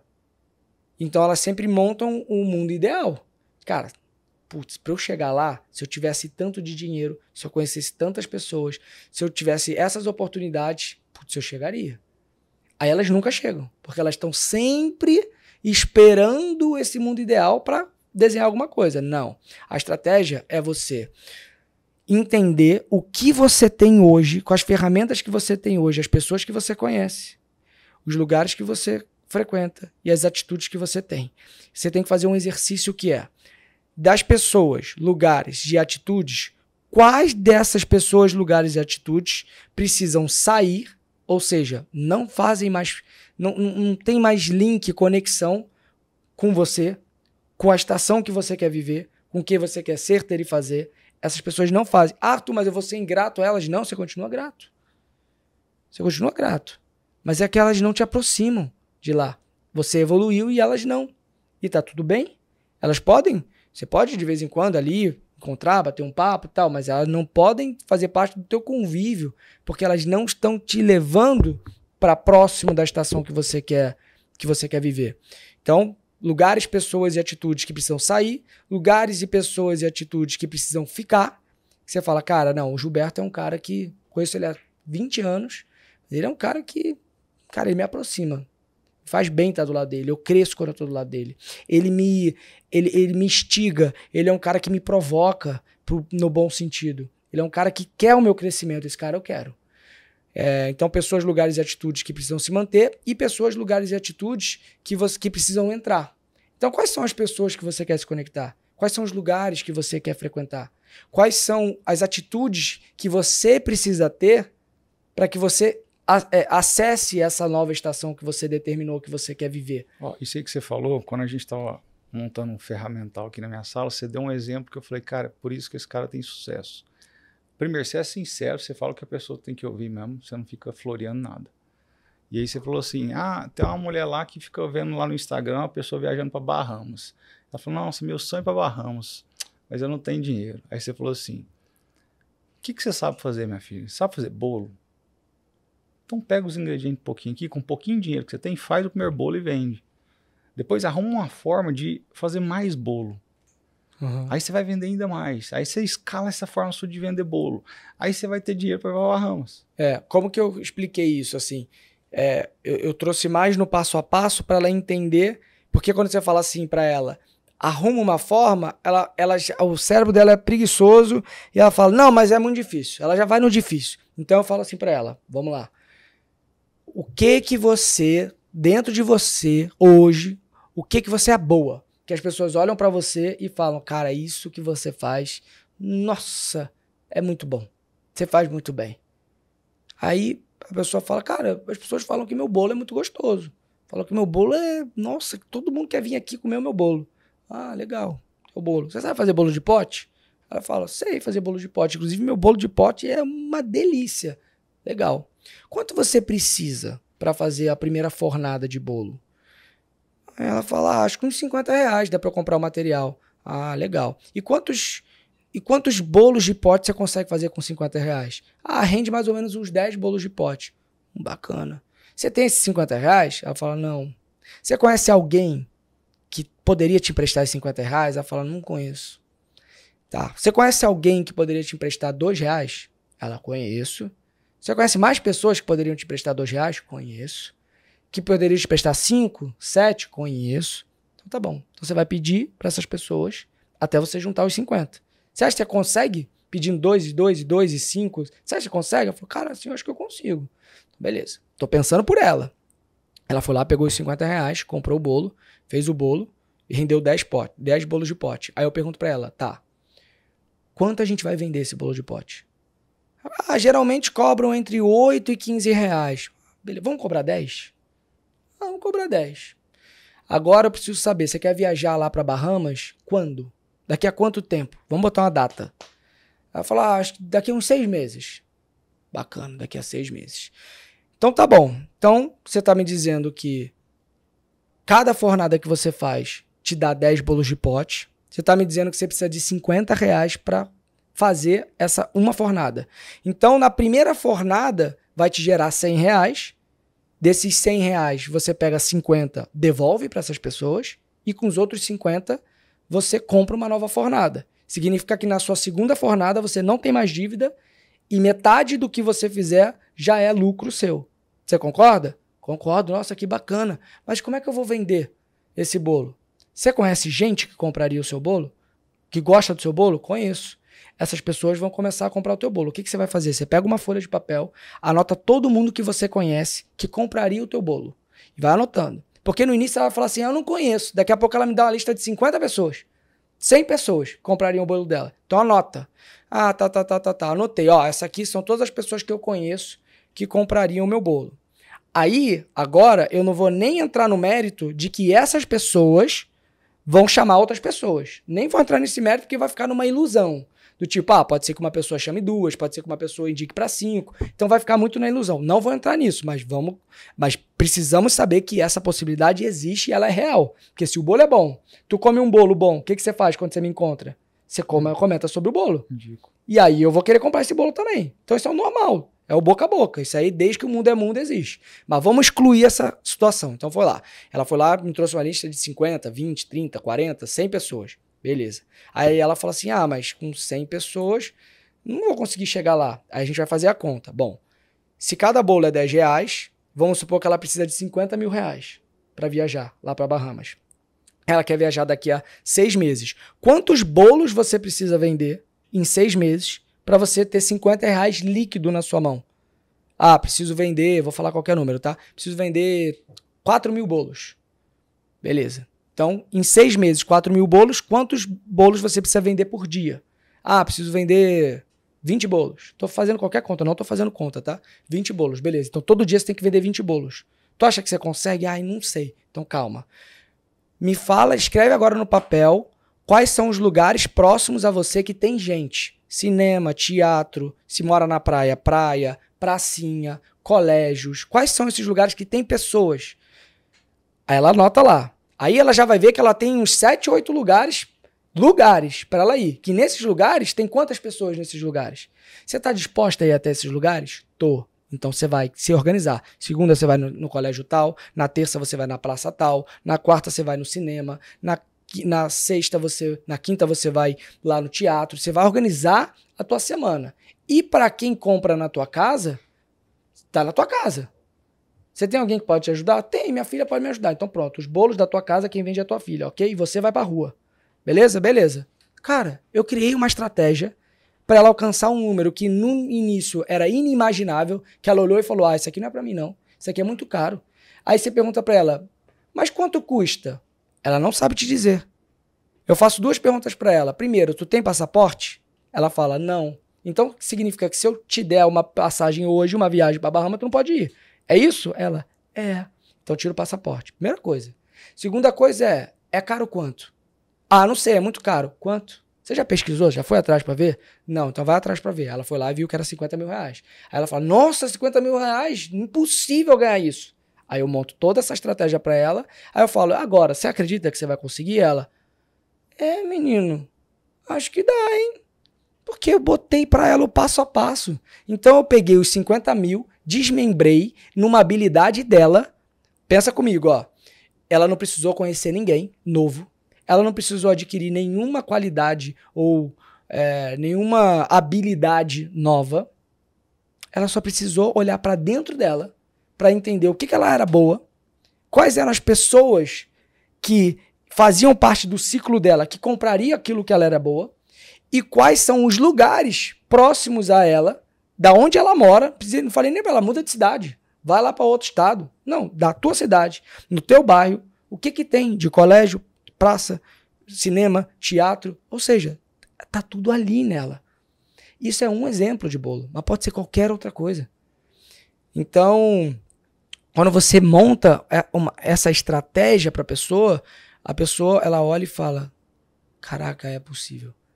Então, no método, nada mais é, e todo mundo que faz o método tem que sair com uma estratégia. Eu não passo para o ponto da comunicação se todo mundo não tiver uma estratégia bem definida no objetivo que ela fez. Tem que estar lá desenhado a estratégia dela. Senão eu não pulo para a comunicação. Então, quando ela coloca aquilo, algo que era intangível, que era impossível, eu tangibilizei. Eu coloquei algo possível. Ó, a capa do vídeo vai ser assim, ó. Como o Arthur Aguiar ganhou o Big Brother. Agora as pessoas estão entendendo. Então, quando eu escutei isso aqui a primeira vez de você, Arthur, você nasceu engenheiro já. Você saiu da sua mãe engenheiro. Essa cabeça pragmática tem várias coisas envolvidas aí. Tem ciclo PDCA, que é ótimo para planejamento. Tem o Business Model Canvas. Tem coaching envolvido. Só que, além disso, tem ali o Iago, também estudante de filosofia. Como é que chama aquele cara que falou de maiêutica, Iago? É um tal de Sócrates? Muito bom. Então, maiêutica é uma arte de fazer perguntas. Sócrates, ele não dava as respostas. Sócrates, ele sempre fazia as perguntas certas para guiar a pessoa para chegar onde ela queria. Então, você é um grande guia. Além de mentor, você é um guia. Você faz as perguntas certas e a pessoa ela consegue concluir. Vitimismo se reduz a 0. Resultado aumenta para 100%. Planejamento. Daí, próxima etapa, eu preciso comunicar isso para o mundo. Isso. Tem muita gente por aí que é uma barra de ouro no fundo do oceano. Você, quando me conheceu, você falou assim, Gilberto, mas mais gente tem que te conhecer. Exato. Tem que melhorar minha comunicação. Exato. Tem muita gente por aí do mesmo jeito. A pessoa tem um serviço incrível, tem um produto incrível, mas ela não é conhecida. E ser conhecida é oportunidade para eu ter mais vendas. E aí... E desculpa te cortar, não só isso, mas você tem um poder e uma capacidade de transformar a vida das pessoas, que eu acredito que é o que te move, é você transformar. Quando eu ouvi você falando, cara, o meu objetivo é transformar o Brasil através da educação. Então, transformar, ele tá na tua essência. E por que eu falo que você precisa, que mais pessoas precisam te conhecer? Porque a maneira como você consegue pegar algo difícil e transformar em fácil, que é uma coisa que eu também gosto muito de fazer, mas você tem muito mais conhecimento técnico na área empresarial, principalmente, de você pegar processos, de você pegar passo a passo que as pessoas têm que fazer e deixar de uma maneira fácil dela entender e não ficar aquele negócio, nossa, gestão é complicado, vamos sentar aqui para aprender. Não, cara, gestão é isso aqui. Você pega aqui, ó, é só isso aqui, ó, fazer isso aqui, isso aqui, isso aqui. Pega lá o Prius, pronto, já organiza. Então você pega algo que era complexo, que as pessoas não conseguiam nem ouvir, porque elas se perdem no meio do caminho com a linguagem muito difícil, para quem não consegue se concentrar muito, se perde. Fala, não, isso aqui é muito difícil, vou olhar não. Aí tu pega de maneira fácil, pega aquilo que é difícil, bota de uma maneira fácil, e você também faz muito isso, que é fazer a pessoa falar. Repete comigo. Fala. Anota. Porque as pessoas falam, não, eu tô prestando atenção aqui. Tu vai esquecer. Anota. Repete, fala. Repete de novo. Eu vi isso na sua imersão. Você volta várias vezes no mesmo ponto. Você fala, daqui a pouco você volta. Então, como que eu falei, não sei o quê? Aí todo mundo fala. Aí, opa, agora as pessoas entenderam. Quando você vê que meia dúzia não falou, eu vejo que você anda e volta para repetir. Até a turma toda tá repetindo aquelas palavras, porque senão ela não aprende. Então você falou, ela sai da sensação e fala, nossa, como é que foi? Oh, foi top, foi maravilhoso. E aí? Tem que ver como é que vai ser. Ela não consegue, porque ela não aprendeu. Ela foi lá, escutou, achou legal, puta conhecimento, mas ela não aprendeu o negócio. E eu vejo que o teu objetivo não é você mostrar que você sabe. Que eu já vi isso em vários lugares. A pessoa, ela sabe, ela vai lá e mostra que ela sabe. O teu objetivo é fazer as pessoas aprenderem. São coisas diferentes. Porém, você pegar duas pessoas que têm o mesmo conhecimento, se elas não tiverem o mesmo objetivo, não funciona. Um tem um objetivo de mostrar que sabe muito, e ela vende através disso. Você ouve a pessoa, você fala, cara, essa pessoa sabe muito. Eu tenho que fazer um curso com essa pessoa. Eu tenho que comprar esse produto dela. Mas ela não tá se importando em te ensinar. Ela tá se importando em te mostrar que ela é foda. E que ela sabe muito. E tem outras pessoas, como você, que o objetivo dela não é mostrar que ela é foda. Você não tá nem aí pra isso. Você quer que a pessoa saia daqui da tua imersão e aprenda, e execute, e tenha resultado. Esse é o teu objetivo. Então, quando você vai para o objetivo de transformação, de realmente fazer com que a pessoa aprenda, cara, mais pessoas precisam ter acesso a isso. Mais pessoas precisam te conhecer o teu conhecimento. Então, por isso que na primeira vez que eu vim aqui, eu falei para você, cara, a gente precisa bolar alguma coisa para que as pessoas te conheçam. Porque é unânime. Todas as pessoas que eu já conversei, que não te conhecem e passam a conhecer, eu tenho esse exemplo dentro de casa. A Jenny, ela não te conhecia. Ela veio fazer a imersão e eu perguntei para ela. No primeiro dia ela chegou antes de mim, eu falei, e aí, o que você tá achando? Ela, bom demais. Eu falei, e aí? Ela falou, cara, ele falou coisas que eu nunca consegui entender. Agora eu entendi. Você não tava ali falando, gente, eu sou foda, conheço tudo muito, linguajar difícil. Não, fácil, simples. Trazendo pro palpável. E garantindo o tempo todo no teu ciclo que a pessoa aprendeu. Sim. Você tá o tempo todo passando coisa nova e voltando, aprendeu, retomando, revisão. Você faz a revisão, né? Você não fala, vamos fazer uma revisão. Você faz uma revisão sem a pessoa saber que você tá fazendo uma revisão. Ele me analisou em tudo, Arthur. Ó. Cara, quando é analítico... E então, assim... E você concorda, Arthur, que meu papel enquanto professor ali, eu fui treinado na escola mesmo, de cursinho. Então, o pessoal, quando eu montei meu cursinho, o pessoal me pagava para passar no vestibular. Então, eu só tinha uma função, resultado. Então, não adianta eu dar uma palestra no palco e a pessoa sair de lá e não saber nada. Exatamente. Então, eu só estou alimentando o meu ego, eu vou ser aplaudido. Agora, o aplauso de verdade mora onde eu consigo ter capacidade geradora de resultado para o meu cliente. Exato. Porque o melhor branding que você pode fazer na sua vida, o melhor marketing que você pode fazer na sua vida, é fazer seu produto ter resultado na vida do seu cliente. Porque aí o seu cliente vira mídia. Daí, Arthur, como é que a gente conclui essa parte da comunicação? O que é essa comunicação que eu vou analisar? Meu posicionamento, depois a estratégia e a terceira etapa, a comunicação. Tá. Vamos pegar o exemplo que a gente estava dando aqui, antes de eu entrar na explicação, pegar o exemplo da pessoa que foi vender o bolo. Então, a gente decidiu ali, a gente entendeu que ela era muito boa como confeiteira, vamos dizer assim, ela faz bolo muito bem, é o que ela gosta de fazer, ela ama, ela tem paixão sobre isso, ela coloca amor naquilo que ela está fazendo, então, para ela, demonstração de amor é através da comida, então ela gosta disso. Então, a gente entendeu que agora ela vai se posicionar como uma pessoa que vende amor através da comida. Beleza? Através do bolo lá. Vai deixar seu dia mais feliz, mais alegre, mais um carinho para você ali ao longo do seu dia. E a gente definiu a estratégia de como ela vai fazer. Agora ela precisa comunicar isso. Como é que ela vai vender esse bolo? De que maneira? Como vai ser o pote? Como vai ser a frase que vai chamar? Vendo bolo ou eu vendo amor em forma de comida? Qual é a maneira que você vai comunicar isso? Eu posso falar, cara, vou vender esse bolo aqui. Ó, quem quiser comprar o bolo, ó, tô vendendo o bolo. Não, eu tô vendendo o melhor bolo de pote da minha região, da minha cidade. Eu tô vendendo,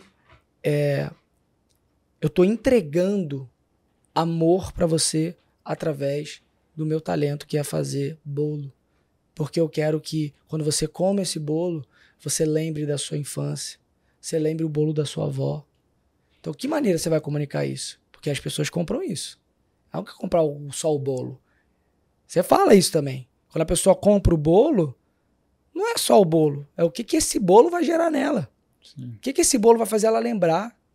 Olha aí, ó. Amor no pote. Olha o nome da marca. Ou bolo no pote. O slogan. O amor que alimenta. Entendeu? Então, beleza. Então a comunicação, ela tem cinco pilares que são muito importantes e eles precisam estar alinhados para você ter uma comunicação inteligente. Então posicionamento genuíno, estratégia águia, comunicação inteligente. Por que ela é inteligente? Porque se você não tiver com esses 5 pilares que eu vou falar agora totalmente alinhados, cara, você está fazendo um esforço em vão. Você não está sendo inteligente. Por quê? Os pilares são, primeiro, visual, a maneira como você se veste, como você cuida do seu corpo, do seu cabelo, da sua unha, da sua barba, como você cuida de você, da sua saúde, né? E como você se apresenta, porque, querendo ou não, a primeira coisa que chega é isso. Antes de você falar bom dia, oi, o que chegou primeiro? O teu visual. É a embalagem do produto. A embalagem chega primeiro. Então, primeira coisa, o visual. Segunda coisa, comportamento. Bom, eu cheguei aqui na sala. Eu poderia ter chegado aqui na sala, poderia ter não falado com ninguém. Isso ia gerar já uma percepção. Eu comuniquei pra eles. Ó, Arthur, um cara que não gosta de falar com ninguém, não.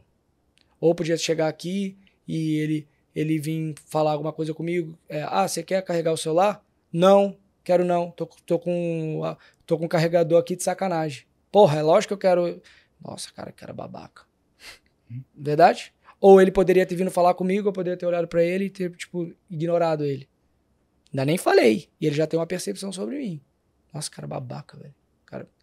Então, beleza. Então, primeiro, visual. Segundo, comportamento. A maneira como você trata as pessoas, como você anda, como você senta, como você se porta. Terceiro e quarto, a maneira como você observa.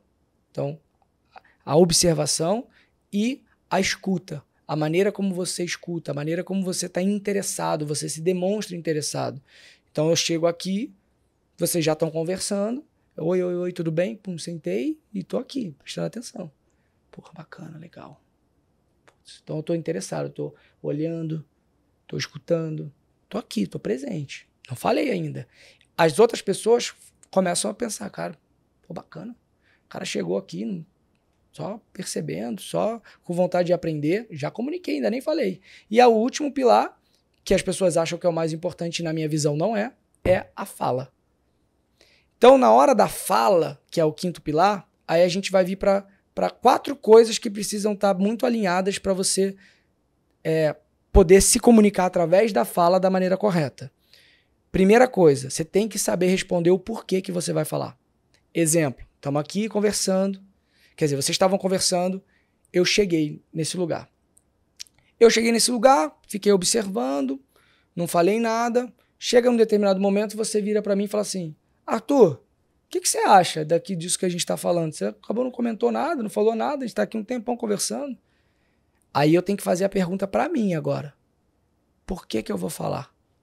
Eu tenho o que falar? Eu tenho como contribuir para isso? Porque se eu não tiver, eu agradeço. Falo, não, pô, pra mim tá sendo um prazer, cara, aprender com vocês. Estou aqui só aprendendo. Ponto.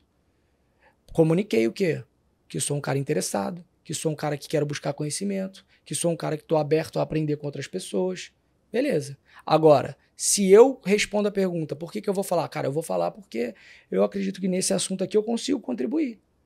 Então, primeira coisa, por quê? Segunda coisa, pra quem? O para quem vai determinar a terceira, que é o como. Então, quando eu sei para quem eu vou falar, eu sei como eu vou falar. Exemplo, se eu vou falar com você que entende mas tem conhecimento técnico sobre educação, você sabe sobre gestão, você sabe sobre marketing, eu vou falar de uma maneira. Quando eu vou falar com uma outra pessoa que não tem tanto conhecimento, eu tenho que falar de outra maneira, porque senão ela não entende.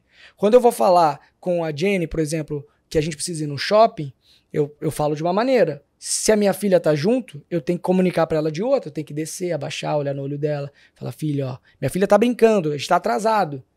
Dá pra eu falar, e aí, vambora, não sei o que, isso que lá. Tem gente que faz, tem, é o correto, na minha visão não. Então eu abaixo lá, filha, a gente precisa ir agora.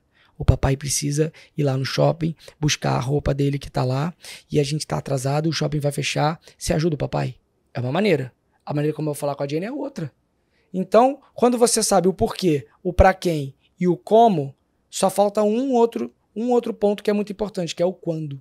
Que é onde as pessoas erram muito. Às vezes elas sabem o porquê que elas vão falar, elas sabem pra quem que elas vão falar, elas sabem o como elas vão falar, mas fala na hora errada. Não era aquele momento.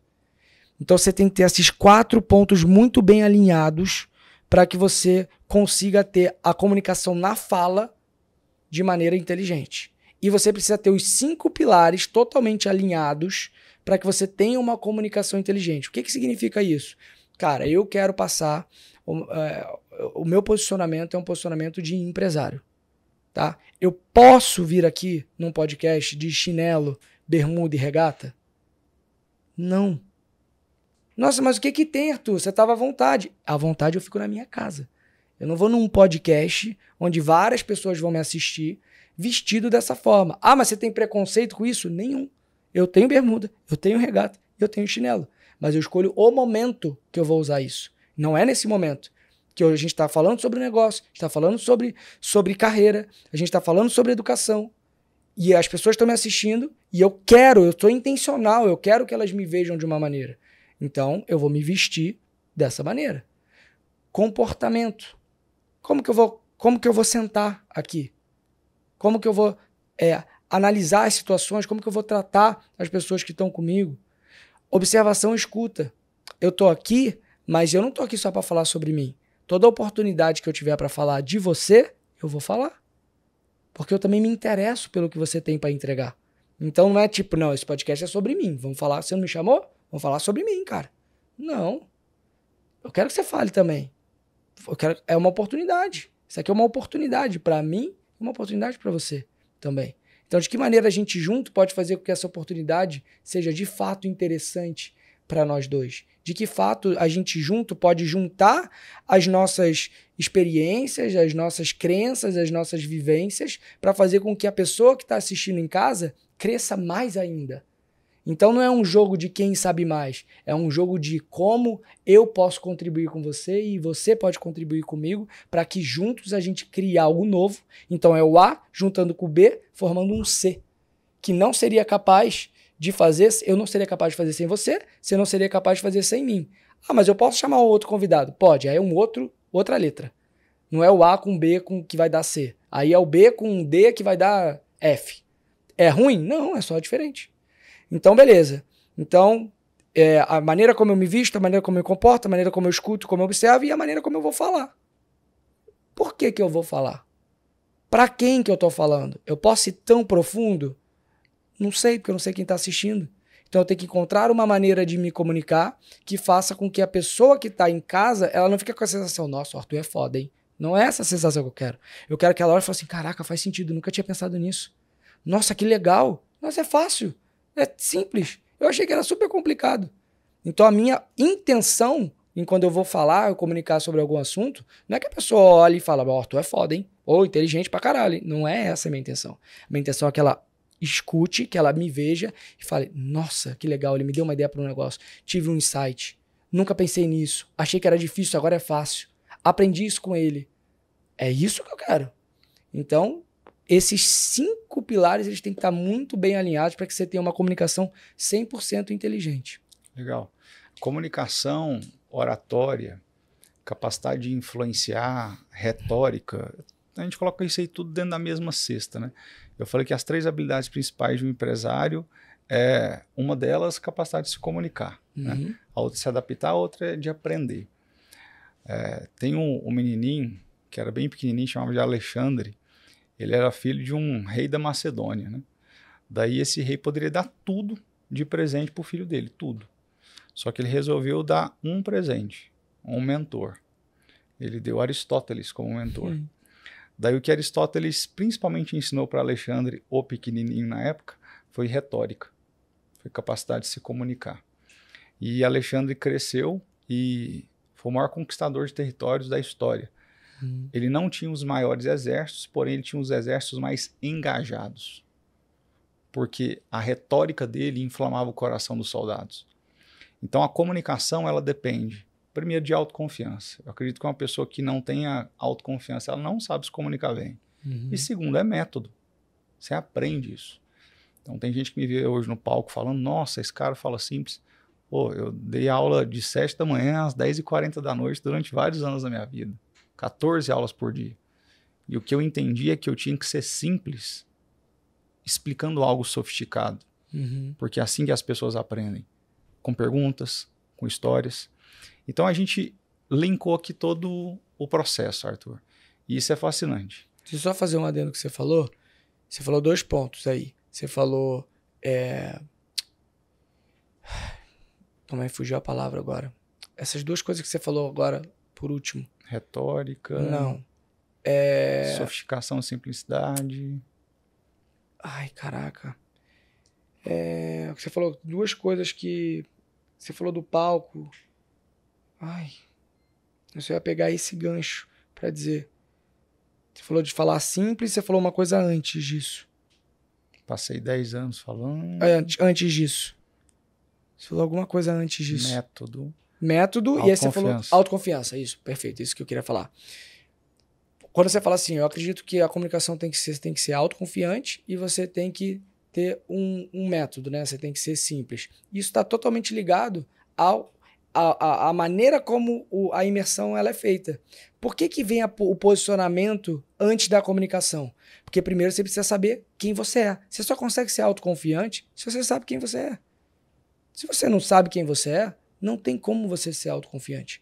Você precisa descobrir quem você é. Aí, dentro do que você é, você consegue ser autoconfiante. Então, esse é o primeiro ponto. Quando você fala, tipo, o método, eu consigo dar a aula ali. Sim, você consegue, porque você canaliza a sua comunicação em algo que você domina. Então significa que o Gilberto pode subir no palco e falar sobre qualquer assunto? Não.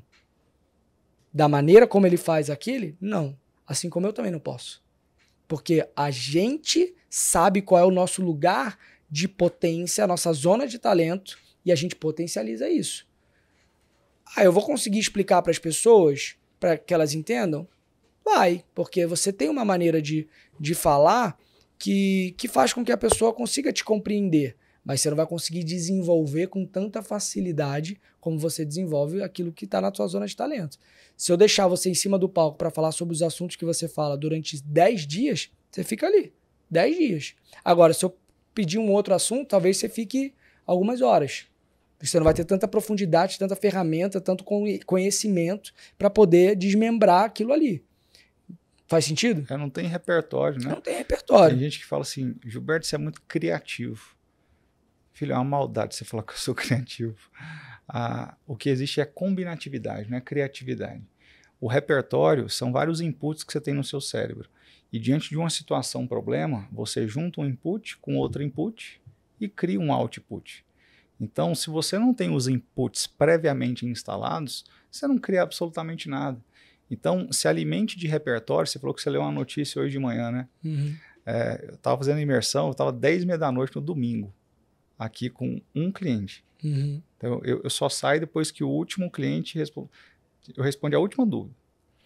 E ele falando sobre felicidade, a gente estava montando ali um produto dele, de uma imersão também, sobre a NR1, que é uma coisa agora que precisa falar sobre gestão das emoções nas empresas. Aí eu falei assim para ele, você vai estudar o Butão. Ele, o quê? Eu falei, o Butão é o país com o maior índice de felicidade do mundo.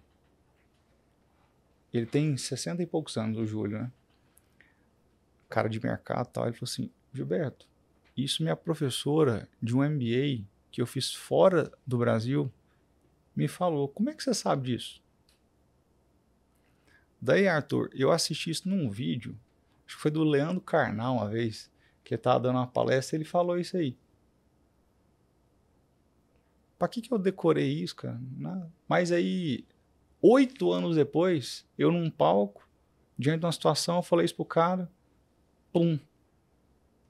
Então, conhecimento, ele nunca é uma distração, ele sempre é um repertório. Em algum momento você vai utilizar aquilo. E uma das formas que você tem de ficar cada vez mais sábio é lateralidade. Existem 4 princípios dos grandes sábios: perícia, prudência, paciência e lateralidade. Perícia é saber o que você está fazendo, prudência é responsabilidade ao fazer, paciência é respeitar o processo das coisas, e lateralidade é não ter uma crença monolítica que eu só preciso aprender uma coisa. Eu posso sim aprender outras coisas, porque essa lateralidade que me traz repertório, e é o repertório que me traz capacidade de resolver problema. Você é pago pela sua capacidade de resolver problemas e pelo tamanho do problema que você resolve. Perfeito. Já tem data da imersão marcada ou não? Do PEC? Não marcamos ainda. Não marcamos, mas vamos marcar. Você pode acompanhar o Instagram do Arthur. Com certeza você deve conhecer. Só digitar Arthur Aguiar que você vai achar lá. Vamos colocar aqui também para vocês. E no meu eu vou publicar também a data da imersão dele, tá? E qual que é o seu? O quê? O seu Instagram? O meu Instagram é Gilberto Augusto Prof. Porque podem pegar só esse corte e só tem o meu Instagram que tu falou. É isso aí. E aí a gente vai na imersão do Arthur, eu vou estar lá sentado na primeira fileira, ó, aprendendo tudo, porque você viu aqui que é uma cabeça extremamente metódica e eu tenho certeza que ele vai transformar muita gente nesse Brasilzão. Arthur, obrigado. Eu que agradeço. Viu? É um privilégio ter você aqui, é uma honra escutar tanta coisa assim. Eu acho que para quem está ouvindo também, vai ter que assistir esse podcast aí umas 3 vezes, vai pegar todas umas 3 folhinhas ali, vai anotar o círculozinho e tal. Faz story, gente, de você fazendo isso aí. Marca o Arthur, me marca, porque eu quero ver também. Porque o que a gente quer aqui é gerar resultado na outra ponta. E é o seu resultado que gera resultado para a gente. A gente cresce quando você cresce. Então, um grande abraço. Arthur, quer deixar uma mensagem final pro pessoal aí? Queria te agradecer pelo convite, pelo carinho, pela oportunidade que você me deu da gente estar construindo isso junto. Para mim é um grande privilégio, uma grande honra. Quando eu recebi a sua mensagem no Instagram, eu fiquei muito feliz. E eu fiquei pensando, cara, o que ele quer fazer comigo? Tipo, ele já é ele. Você já... mais você é doidinho, né? Não. Eu pensei assim, tipo, o que ele... É que assim, a gente tem, às vezes a gente tem as nossas dificuldades de se enxergar também, né? A gente fala, cara, que esse cara que, pô, já construiu tanta coisa, já é consolidado na educação, quer falar comigo? Só porque eu falei do negócio da educação, nem sei se eu consigo entregar o que ele quer, sei lá. E conforme a gente foi conversando, você foi me moldando e me mostrando que poderia ser bem maior do que eu tinha imaginado no primeiro momento. Você falou, não, vamos criar um instituto de educação, vai ser assim, você tem capacidade para fazer isso, e você foi também me provocando até que a gente começou a fazer esse desenho do instituto. Então vai ser um prazer estar com você, ter você dentro desse projeto. A gente já conversou um pouco sobre isso e espero que em breve a gente consiga colocar de pé para ajudar o máximo de pessoas possíveis nesse desafio que é você descobrir quem você é, o seu propósito e saber comunicar isso de uma maneira inteligente, não só para o mundo, mas para você também. Isso aí. Dá vontade até de chorar ver você falando isso aí. Muito bom, gente. Um grande abraço para você. Se você não é inscrito no canal, se inscreve aí para receber mais vídeos como esse. E semana que vem a gente está aqui de novo no Spacecast. Um abraço. Valeu. Valeu. Se você chegou até aqui é porque você gosta muito de aprender. Então, 2 dicas que eu te dou. Primeiro, se inscreve nesse canal. E segundo, assiste esse próximo vídeo aqui que eu preparei para você. Se você é um empresário e está numa carreira de evolução, tanto em gestão, quanto em marketing, quanto em vendas, assiste esse vídeo que eu tenho certeza que ele vai complementar essa jornada de crescimento que você quer. Só clicar aqui e assistir.